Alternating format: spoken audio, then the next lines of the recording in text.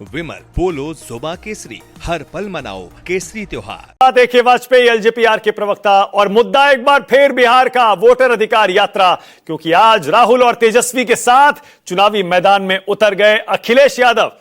इससे पहले आपने देखा स्टालिन आए थे, रेवंत रेड्डी आए थे, प्रियंका गांधी, इंडिया गठबंधन के बड़े बड़े नेता एक एक करके पहुंच रहे हैं राहुल और तेजस्वी की वोटर अधिकार यात्रा में। अब जब अखिलेश यादव पहुंचे हैं उत्तर प्रदेश से, तो सबके मन में सवाल यही है, अखिलेश यादव, तेजस्वी यादव, राहुल गांधी, ये तीन लड़के, अगर हम इनको लड़के कह सकते हैं, तो क्या एनडीए का मुकाबला कर पाएंगे? क्या पिछले चुनाव का नतीजा बदल पाएंगे? लोकसभा चुनाव में याद करिए एनडीए ही जीता था बिहार में, क्या उस नतीजे को बदल पाएंगे?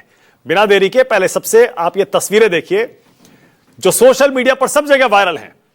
अखिलेश यादव जब पहुंचे आज बिहार में वोटर अधिकार यात्रा में, तो कैसा नजारा था। एक ही गाड़ी में राहुल और तेजस्वी के साथ, जरा तस्वीरें दिखाइए। जब अखिलेश यादव दिखाई दिए तो क्या नजारा था, और उसके बाद मंच पर भी थे, भाषण भी हुए।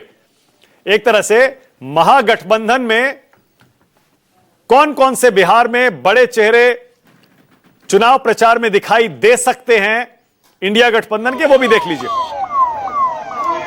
जब अखिलेश का काफिला पहुंचा, उसके बाद बाकायदा रोड शो भी किया, खूब तस्वीरें खिंचवाई, वीडियो बने, सोशल मीडिया पर खूब वायरल हुए, और उसके बाद हुआ भाषण, जिसमें अखिलेश यादव और राहुल गांधी, तेजस्वी यादव, तीनों ने अपने भाषण दिए।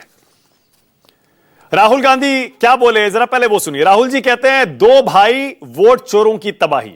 आप समझ रहे हैं निशाना किस पर है। उसके बाद वोट चोर गद्दी छोड़ का नारा राहुल गांधी ने फिर से लगाया, महाराष्ट्र हरियाणा का उदाहरण याद दिलाया।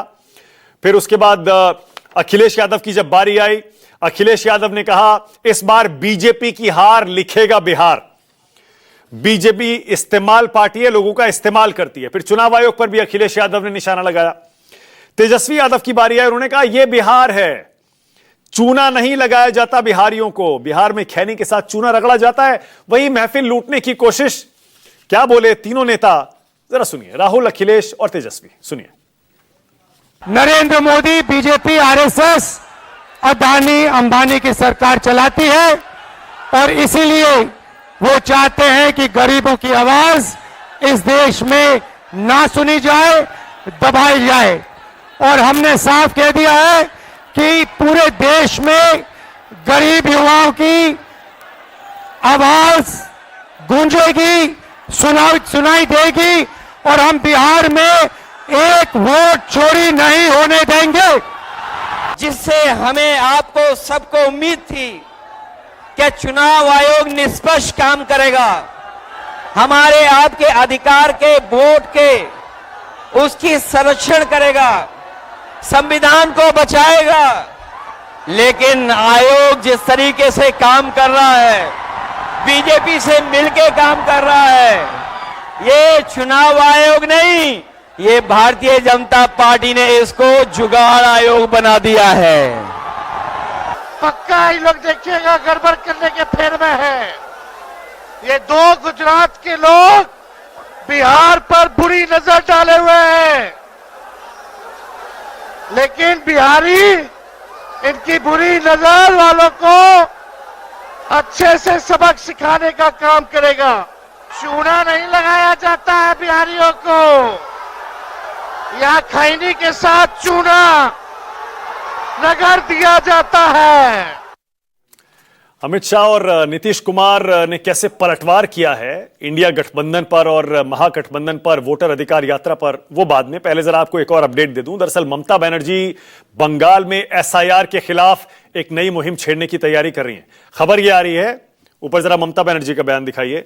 खबर यह आ रही है, 1, 2 और 4 सितंबर को बंगाल में एक विशेष विधानसभा का सत्र बुलाया जा सकता है, जिसमें एसआईआर के खिलाफ एक निंदा प्रस्ताव पास कर सकती है ममता बनर्जी की सरकार। आपको पता ही है, अगले साल बंगाल में भी विधानसभा चुनाव होने, और एसआईआर की प्रक्रिया चुनाव आयोग बंगाल में एक तरह से शुरू कर चुका है, और ममता बनर्जी पहले ही उसका खुलकर विरोध कर रही है। अब टीएमसी की तरफ से खबर यह आ रही है कि एसआईआर बंगाल में नहीं होने देंगे, और उसके लिए विधानसभा में बाकायदा एक प्रस्ताव भी पारित किया जाएगा। अमित शाह लेकिन, केंद्रीय गृह मंत्री, पूरे इंडिया गठबंधन पर निशाना साध रहे हैं और मुद्दा बना रहे हैं घुसपैठियों का।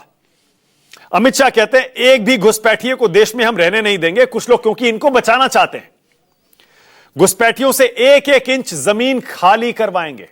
वोटर अधिकार यात्रा जो बिहार में चल रही है उसको अमित शाह कह रहे हैं घुसपैठियों बचाओ यात्रा। क्या बोले अमित शाह, आप भी सुनिए। विजय को झुठलाने के लिए एक घुसपैठिया बचाओ यात्रा लेकर ये निकले हैं। एक घुसपैठिया बचाओ और कुछ नहीं है। ये यात्रा घुसपैठिए को बचाने के लिए यात्रा है, अपनी वोट बैंक को प्रोटेक्ट करने के लिए यात्रा। तो एक तरफ आप देख रहे हैं वोटर अधिकार यात्रा सोशल मीडिया पर छाई हुई है, मीडिया में छाई हुई है। वहीं नीतीश कुमार की सरकार ने चुनाव से पहले एक और अहम ऐलान कर दिया है।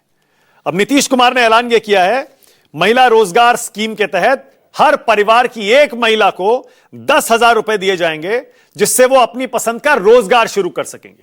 इससे पहले भी कई घोषणाएं नीतीश कुमार कर चुके हैं। और 6 महीने बाद इस स्कीम में प्रावधान है, 6 महीने बाद अगर जरूरत पड़ी तो 2 लाख रुपए की अतिरिक्त सहायता हर परिवार की एक महिला को बिहार में दी जाएगी।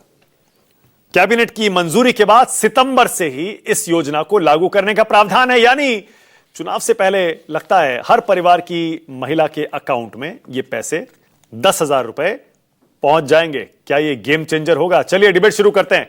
राष्ट्र की बात में आज का सवाल आपकी स्क्रीन पर। पहला सवाल मेरा यही है, बिहार चुनाव में उतरे अखिलेश, क्या 3 लड़के बदल पाएंगे जनादेश? और दूसरा, राहुल तेजस्वी वर्सेस मोदी नीतीश, कौन निकला आगे?